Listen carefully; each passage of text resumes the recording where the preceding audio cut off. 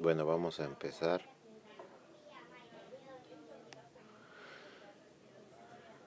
La clase de...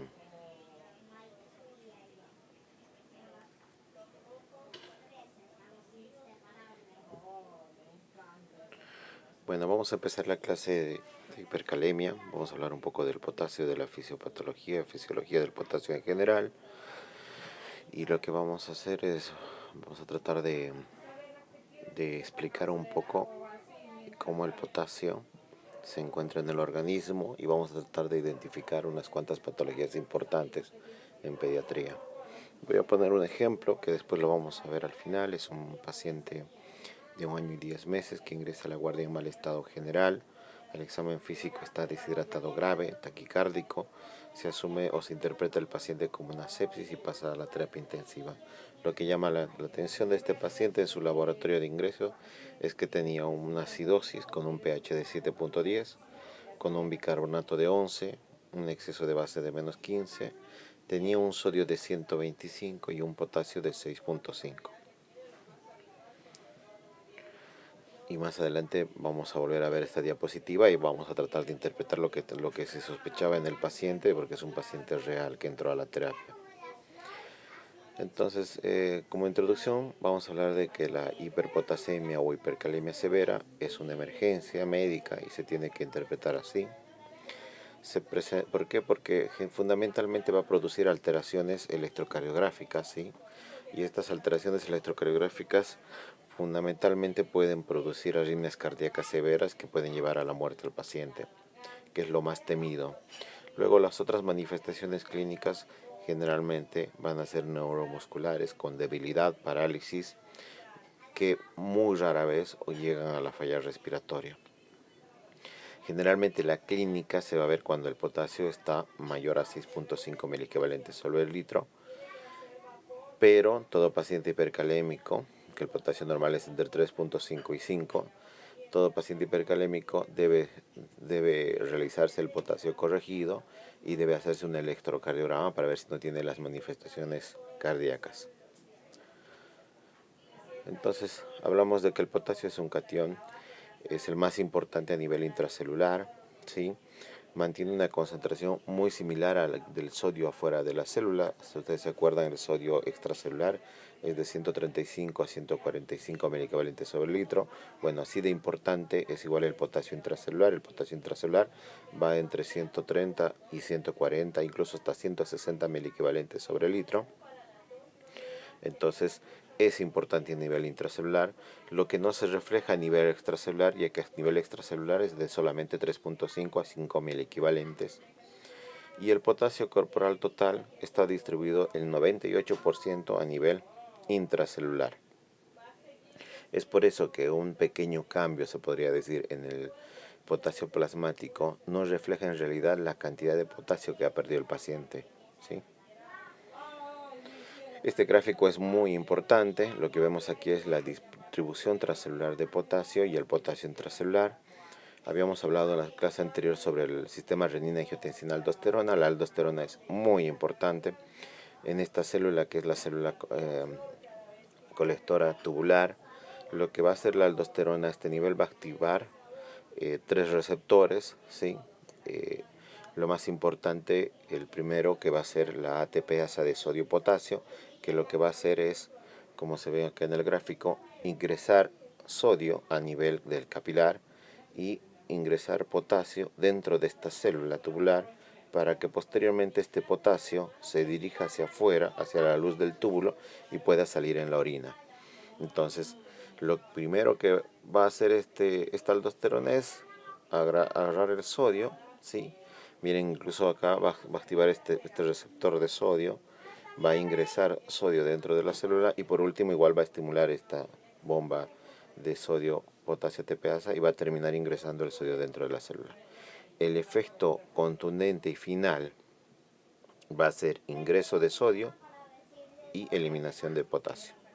Acá en esta imagen falta un receptor, que faltaría una imagen que también la aldosterona estimula, al igual que estimula la salida de potasio, también estimula la salida de hidrogeniones, ¿sí? De forma directa.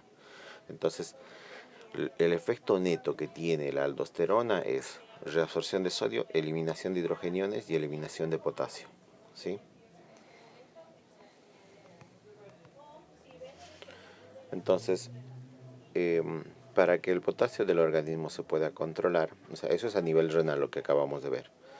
Y a nivel dentro de las células vamos a ver que hay diferentes factores que van a contribuir a que haya un movimiento de potasio. Por ejemplo, la insulina provoca el ingreso de potasio dentro de la célula, activando directamente igual un receptor que iba a ser una proteína en realidad, que es la sodio-potasio ATPasa, pero de todas las células del organismo. El pH, cambios en el pH extracelular puede ocasionar movimientos de potasio, porque generalmente los hidrogeniones se van a taponar a nivel intracelular, o sea que los hidrogeniones cuando se genera acidosis, ¿sí?, lo que hacen es ingresar dentro de la célula y el potasio que está dentro de la célula sale hacia afuera, hace una compensación, cation por cation, por así decirlo, y que ahora les voy a mostrar en la siguiente figura. Los receptores beta 2, receptores adrenérgicos, promueven también el ingreso de potasio dentro de la célula, al igual que lo hace la insulina. Y la osmolaridad también modifica, ¿sí?, en los estadios de hiperosmolaridad, como son en los pacientes diabéticos que tienen hiperglicemia, se produce liberación de potasio fuera de la célula, pero por el aumento de la osmolaridad en el líquido extracelular. Acá les voy a mostrar, vamos a mostrarles el gráfico. Así tal vez se hace un poco más llevadero para ustedes. Acá tenemos, sí, esta es una célula del organismo cualquiera. Ven que está en color violeta la bomba de sodio-potasio ATPasa. Ven en color rojo una bomba de hidrogenión potasio y una bomba en amarillo específica para el potasio.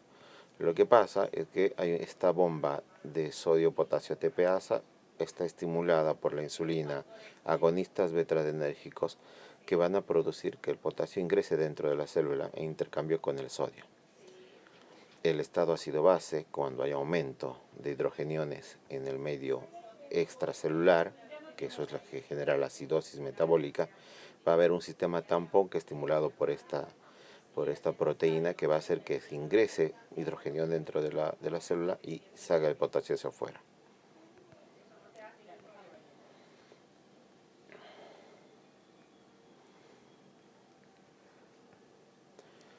¿Cuáles son las fuentes de potasio? Normalmente la ingesta de potasio es equilibrada por una eliminación urinaria y en la materia fecal.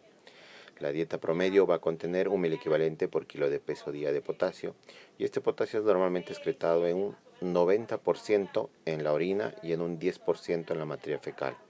O sea que la excreción de potasio es fundamentalmente a nivel renal, urinario. Otras fuentes de potasio a considerar, por la cual puede aumentar el potasio corporal, es porque hay ruptura de células o tejidos.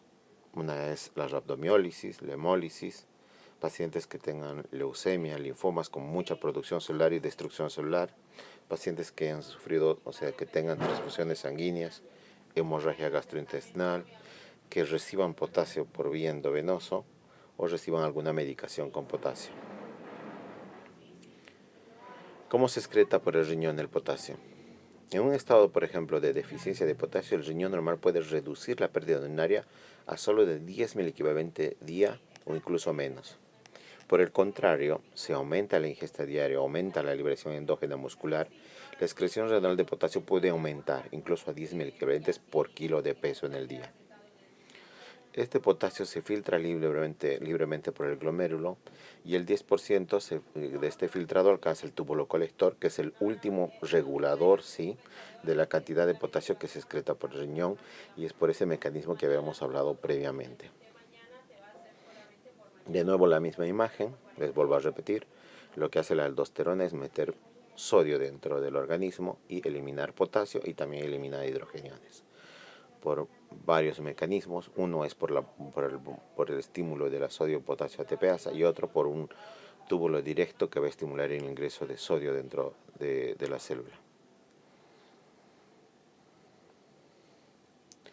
Hay factores que van a modificar este sodio-potasio exchange o intercambio. Uno, que la aldosterona incrementa el intercambio, incrementa el potasio en la orina. Este se estimula por el sistema renina-angiotensina-aldosterona y por la hipercalemia, que va a ser un estímulo directo. Por lo tanto, un exceso de aldosterona nos va a determinar que haya hipocalemia por pérdida renal, y la deficiencia de aldosterona va a determinar que el paciente está en hipercalemia. Como segundo, el incremento de la disponibilidad de sodio en el túbulo colector. Si aumenta la cantidad de sodio en el túbulo colector, este será intercambiado por potasio y por lo tanto aumenta la pérdida de potasio. La principal causa de aumentar la disponibilidad de sodio en el lumen del túbulo son los diuréticos tesídicos, diuréticos osmóticos y soluciones salinas. Esto no es otra cosa que si va a llegar igual más sodio a la parte tubular, va a estimular de manera directa su ingreso y por lo tanto el intercambio con este potasio y por lo tanto su salida. La presencia de un anión poco reabsorbible, esa es otra causa, ¿sí?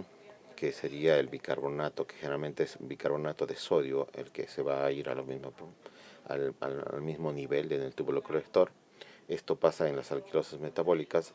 Al no poderse reabsorber en el túbulo proximal, arrastra el sodio hacia el túbulo colector como cation acompañante, y también lo mismo, aumenta la disponibilidad de sodio. Esto es a un principio difícil de entender, pero este sodio nunca anda solo como se ve en la imagen. La imagen es una imagen que es economizada, es una imagen simplificada como para que se pueda entender, pero el sodio siempre anda al lado del agua, y en el caso de cuando se va a eliminar, va al lado acompañado de un anión, y ese anión de preferencia es el bicarbonato. Entonces cuando viene con el bicarbonato, con otra sustancia, otro anión, lo que va a hacer es que al haber más sodio va a estimular también el ingreso la salida de potasio. Bueno, y el estado ácido-base, como es lo último, que la acidosis inhibe la secreción de potasio y la alcalosis incrementa la eliminación de potasio. Entonces vamos a hablar ahora propiamente de la hipercalemia. Causas de la hipercalemia en pediatría, la más importante es la por redistribución, ¿sí? En segundo lugar está la deficiencia o falla en respuesta a la aldosterona. En tercer lugar, y no menos importante para nosotros, está aquella asociada a que el funcionamiento del riñón está alterado, o sea, el filtrado glomerular renal está menor al 20%, incluso más precisamente menor al 15%. Y por último, y no menos importante, pero que siempre hay que descartar, la pseudohipercalemia, o sea, las falsas hipercalemias.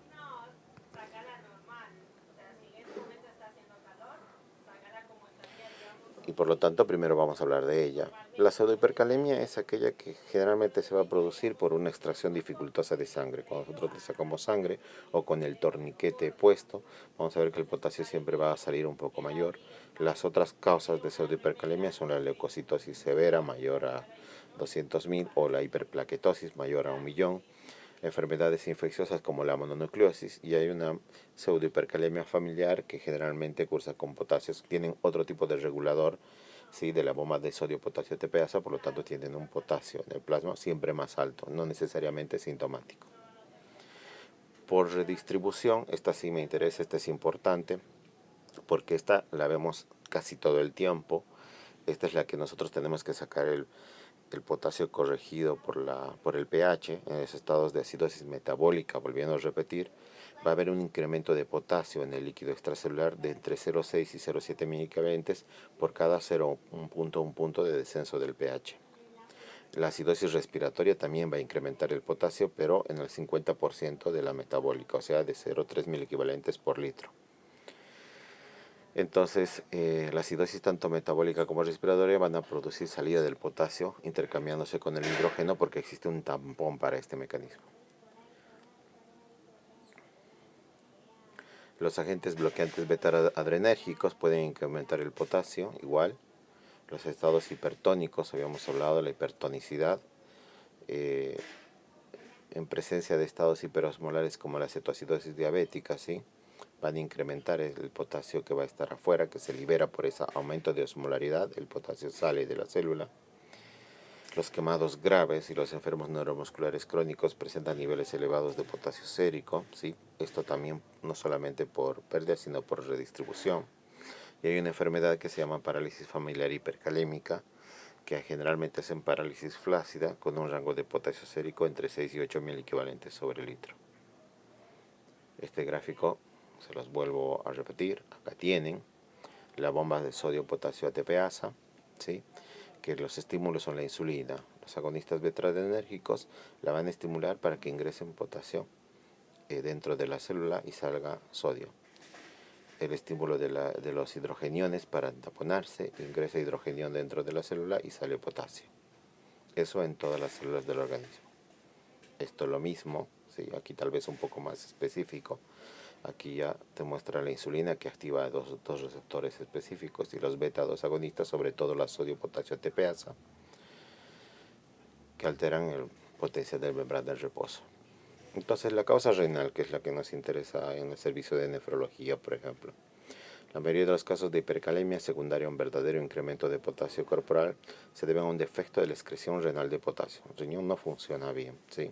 Pero hay dos formas de que este riñón no funcione bien. Uno, porque no ha llegado suficiente aldosterona, ¿sí? Para que el riñón empiece a ejercer su efecto, o que no funcione el riñón o no tenga receptores para esta aldosterona. Y la otra es la clara falla renal con reducción de filtrado glomerular. Entonces acá hay otro gráfico ya no tan simple sobre lo que hace la aldosterona. Fíjense cómo la aldosterona va a actuar sobre los receptores de sodio y sobre los receptores de potasio directos a nivel de la luz, ¿sí? A nivel de la luz tubular, ¿no? Y a nivel del intersticio, a nivel paracelular, para entrar dentro de la luz capilar, está sodio, potasio ATPasa. Acá nos habla un poco de la amiloride, al igual que el trimetropinsulfametoxazol. Estos bloquean de forma directa el ingreso de sodio dentro de las células, y que van a los pacientes que tienen hipoaldosteronismo, ¿sí? Que tienen alterada la aldosterona, que no se excreta adecuadamente, no deben recibir amiloride ni trimetropinsulfametoxazol porque bloquea ese receptor.